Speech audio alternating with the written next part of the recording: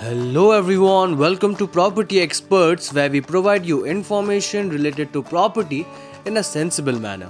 Hence, before purchasing property worth lakhs and crores of rupees, please do watch our videos to never fall in any sort of a scam or a fraud. Well, in this video I'm going to talk about three things. One, I'm going to give you a tour of one of the commercial properties and I'll explain at what price I've bought it, what returns am I making from it. Secondly, we will talk about whether commercial property buying does it make any sense in a country like India, whether you should do it or not. And thirdly and finally, we will talk about all as a whole. If you are looking to buy a commercial property, you should do it because commercial properties are very difficult to procure and are difficult to scout. Usually the investment amount is also very high. So, here is me giving you a very quick tour of one of the commercial properties. Basically, there are like two shops which are next to each other. Otherwise, the rest is fairly well. So if you are in Gwalior, do check it. It has a good spot. So, one shop we have another protein supplements and gym supplement type of shop next to it. This is also something that I own. Let me just briefly explain some of the finer points around this commercial property. When did I buy it? What price did I buy? How much rent am I making? When did I buy it? Let me have that conversation first.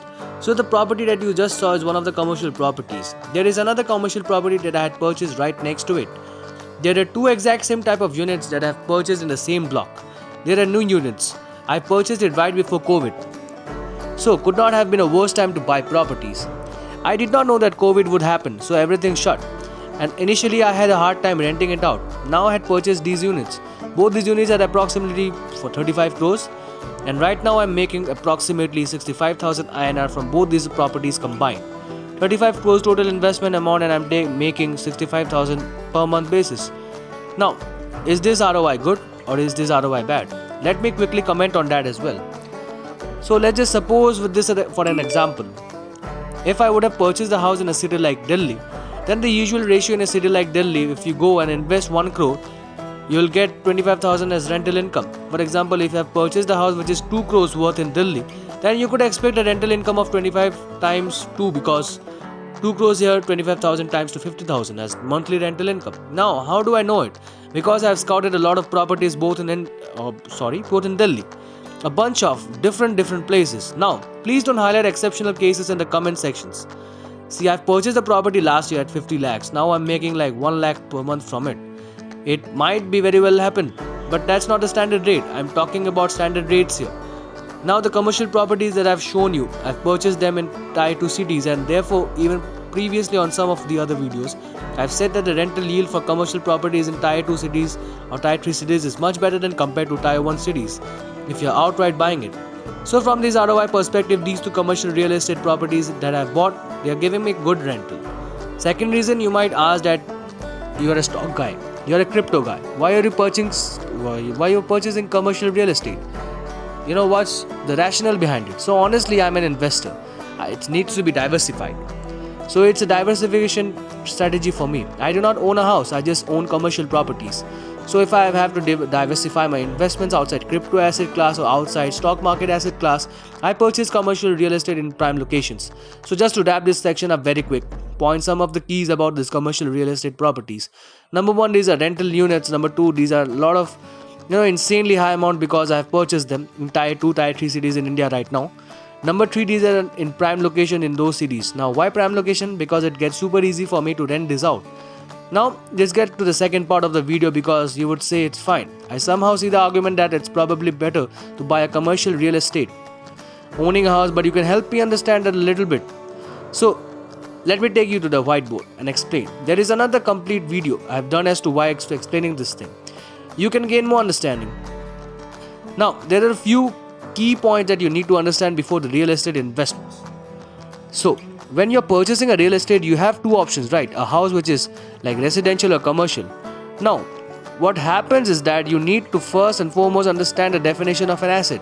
A simple definition of an asset is that something that puts money into your pocket is an asset and something that takes money out of your pocket is an asset. It's a liability. Now, when I'm going and purchasing my commercial real estate, I do not do it in EMI basis and all the stuff. I'm literally just going and purchasing a property outright and it becomes a cash flow for me. So everything I'm getting, I'm putting my money in the pocket. So that's an asset for me. On the flip side, if you're going and purchasing a house, most of us consider that it to be an investment or an asset, but unfortunately it is not, because when you purchase a house there is negative cash flow, because every month you have to pay an EMI which flows out of your pocket. And when you're purchasing a house, most likely you are going to live in it. So it's not that if you can rent it out, it's someone else, a bunch of different factors associated with it. Now you cannot generate a positive cash flow from it. Therefore, a house which you have purchased for living in it, that's not necessarily an asset. So please understand a critical point. This is very important. There is no harm in buying a house if you are buying for emotional reasons. Hey, my kids are going to grow up in this. I love this place. It fits well with my lifestyle and stuff. All great points. You should go and surely buy a house from that perspective, and don't even bother about the ROI part of it, because it's not necessarily an asset.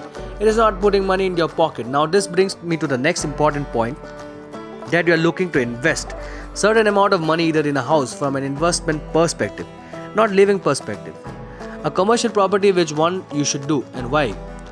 There are a couple of important charts that I want you to show. This is the first chart. This shows the ratio of as to housing price as per GDP per capita, and you can see that in India the housing price as a percentage of GDP, it's 627.55. What this ratio simply indicates is that how expensive it is to own a house. In India, the house price in India is very high compared to any part of the world adjusted to GDP. This is a very important matrix, and I will also put the links in the description. You can check all this out. See, the second is about the rental yield. As I was speaking earlier, if you take a look at the rental yield for house is 2.32. It is the lowest in the world. So what does this indicate? If you aggregate both the status, if you're buying a property which is very expensive, and if you're getting the least yield on it, therefore in a country like India right now where the property prices have exploded, you must be on a very sensible in terms of what you're buying.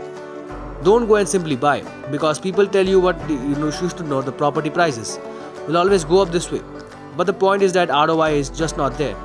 The property prices have been inflated so much, especially the housing property prices. It is not just worth it. Commercial properties, on the other hand, will give you a better returns. This is a very specific reason for it, because these commercial properties are sometimes owned by banks, sometimes owned by businesses. So there is no massive artificial inflation of prices in commercial real estate with the way houses. Now you might ask me, okay, what is that in normal houses? When we go and buy a house and the property like etc. and buy commercial properties, why is the inflation in the housing very much? But in commercial properties it's not that high, because in commercial properties, who rents the commercial property, here the renters are businesses. In my case, for example, the commercial property that I showed you, the business that currently rents it, it's a just food joint business. So till what point they're going to rent, it's the point that business incomes for the rent. It's not if the tenant who has rented my property, if he or she is not making money from the business, they will continue to rent it if does make sense. So the moment the business that is renting the property is not able to service the rent, they move out to some other property.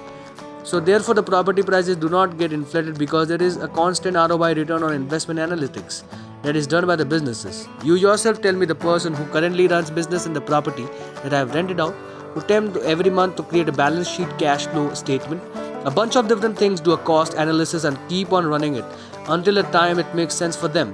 But when we're renting a house, we don't do that cost analysis, because this is not a part of our everyday job.